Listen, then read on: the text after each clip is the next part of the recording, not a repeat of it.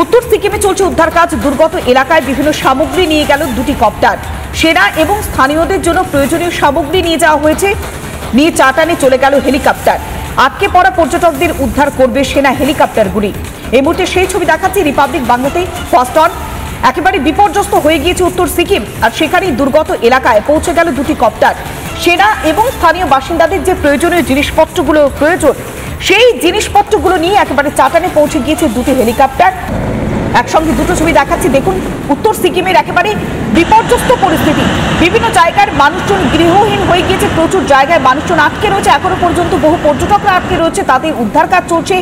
NDRF, SDRF এবং স্থানীয় প্রশাসন উদ্ধার কাজে হাত লাগিয়েছে। এর মাঝেই স্থানীয় বাসিন্দা এবং সেনা যেহেতু উদ্ধার কাজে হাত লাগিয়েছে, তাই দুর্গত এলাকায় সেনার কপ্টার পৌঁছে গিয়েছে। সেই ছবি দেখাচ্ছি রিপাবলিক বাংলাতে।